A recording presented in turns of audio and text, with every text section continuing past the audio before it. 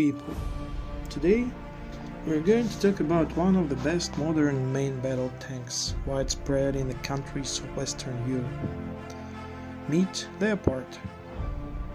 Here in this video I am trying to draw its recent modification of Leopard tank, but traditionally.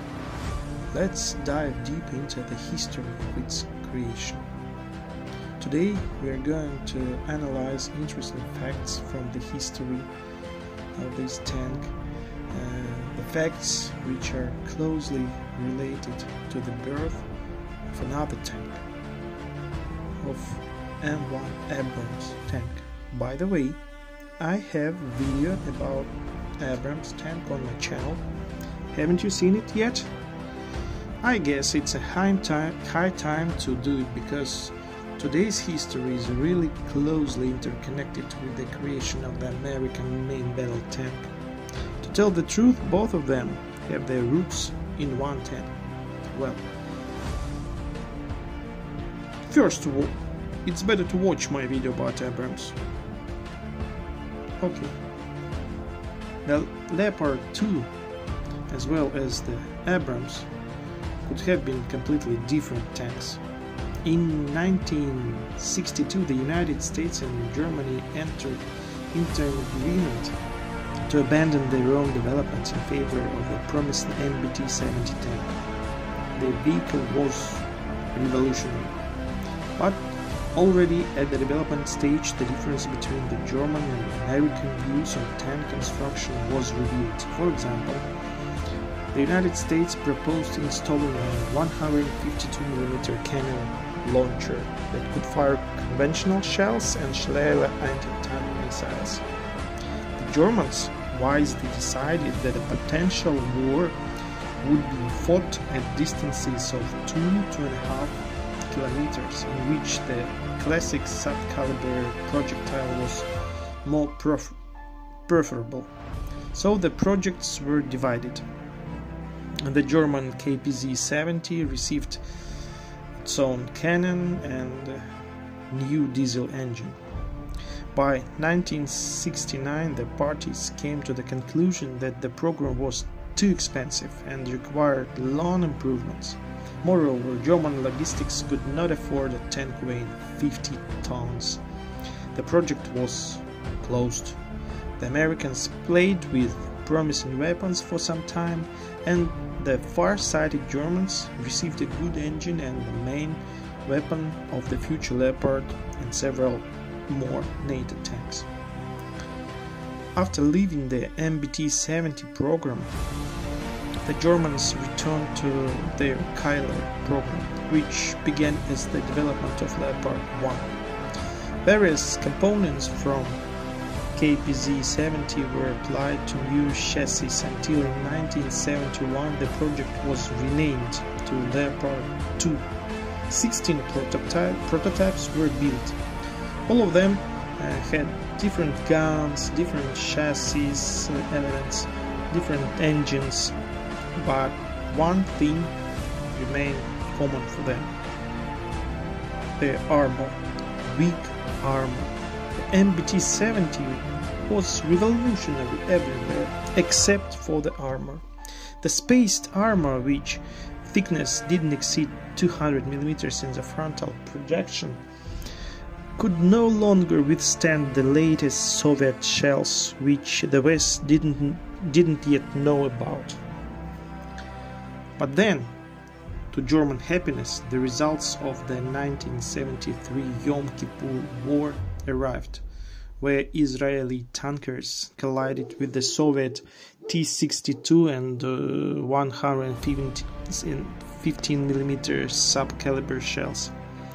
It became clear that the approach to armor needs to be reviewed. The limit of 50 tons was immediately lifted, giving the designers another 10 tons to think about. Then the Leopard received complex armor similar to the British Chopham material. The designers solved all the tasks, and Leopard 2 in general was almost ready.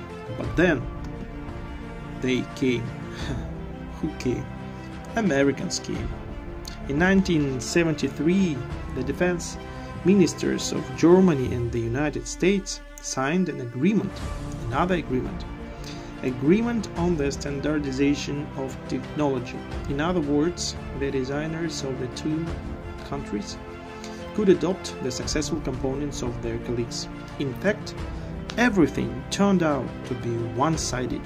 The Americans could look at the German model, which was very close to readiness, and the Germans got a headache in the form of new requirements.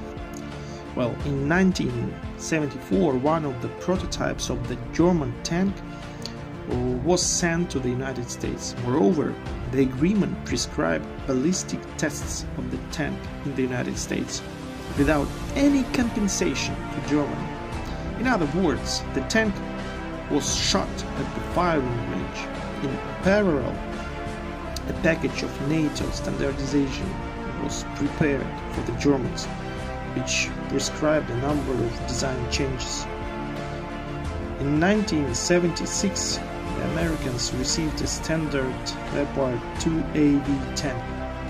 The tank got the American Hughes laser rangefinder, but lost the optical rangefinder, crosswind sensor, air pressure sensor and temperature sensor. In parallel, a version with a 105mm gun was created. These prototypes fully met the requirements of the US Army. In 1976, the American XM-1 and the German Leopard 2AV collided in comparative tests.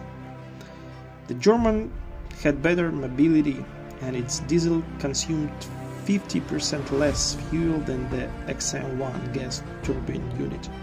Moreover, the Leopard 2 engine was less visible in the infrared range. The German tracks were more durable and the XM-1 tracks didn't even meet American requirements. Nevertheless, the Commission's conclusion was strange but patriotic. The military chose the XM-1. Finally, in January 1977, the United States and Germany signed another agreement. This time it was about the official termination of competition. The American choice was purely political and it didn't reflect the assessment of the Leopard. In 1979, the first batch-produced Leopard 2 appeared, which marked a new generation of Western tanks. The Leopard 2 incorporated advanced composite armor, a new 120mm smoothbore gun developed by Rheinmetall, and advanced fire control systems. The tank entered service in 1979.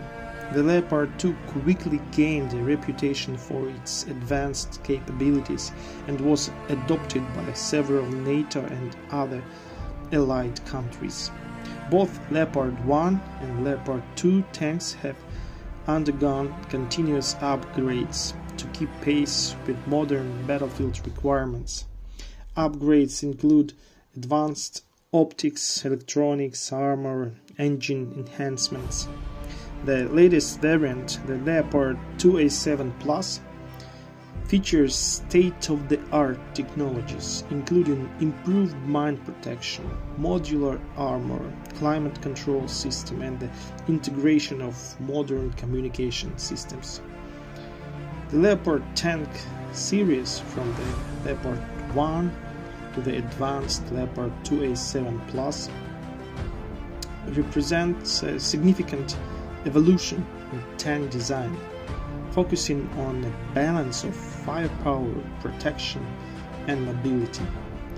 The tanks have been cornerstone of NATO armored forces and have seen extensive service globally, maintaining a reputation as some of the finest main battle tanks in the world. One of the best. Just look at it. It's simply beautiful.